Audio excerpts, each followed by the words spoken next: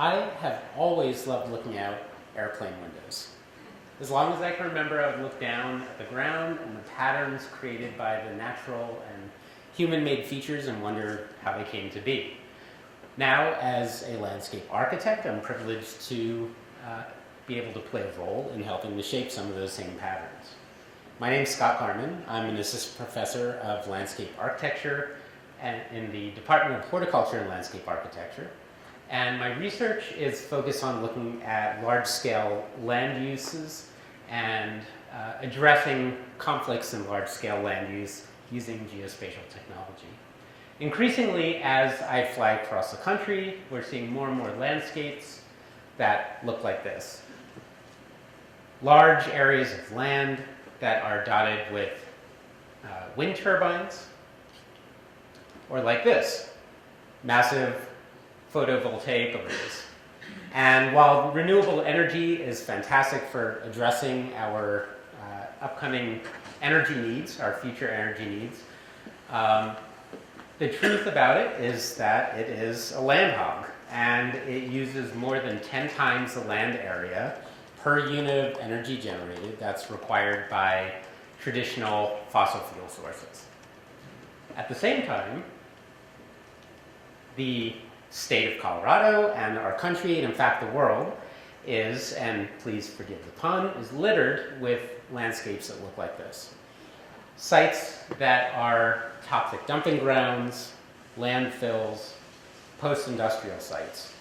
Many of these sites so incredibly toxic that it is nearly impossible to remediate them to a point where they can be used by humans. Or at least extremely expensive and difficult to remediate them to that level. So one novel approach to addressing both of these issues simultaneously is the concept of brightfields. And brightfields are defined as contaminated, disturbed, or otherwise compromised sites that can be converted to renewable energy generation. This is one such example. It's a capped landfill that's been outfitted with solar panels.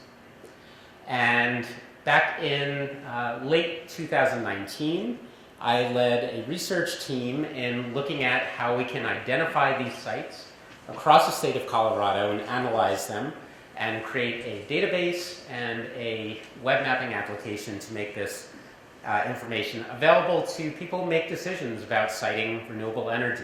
Energy developers, utilities, land planners, communities, and so forth. This is a screenshot of the web mapping application that we developed. It went live at brightfields.colorado.gov late last year. And we started out with some generous funding from the Colorado Evaluation and Action Lab to do a 10-county proof of concept. So each dot on this map represents one Brightfield site that we've identified and analyzed in the state. And these are the 10 counties that we started with. On the left side, there's a series of filters that can be used to narrow the search results. And as we add more and more filters, it reduces the number of points available on the map.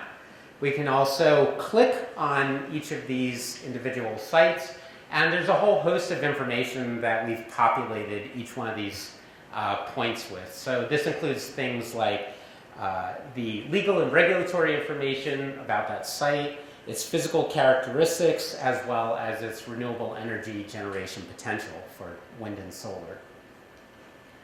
As we zoom in on the map, we can see that the points turn into parcels, so we can see the property boundaries for the site and get a sense of its geometry.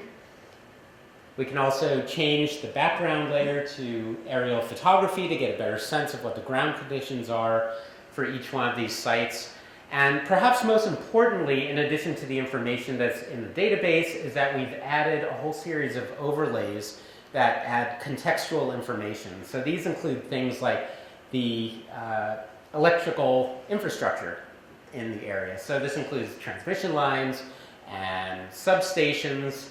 We have information about flood hazard zones and wetlands and other water bodies, topographic contours, and conservation land, and a whole host of other overlays that are all important to making decisions about siting renewable energy.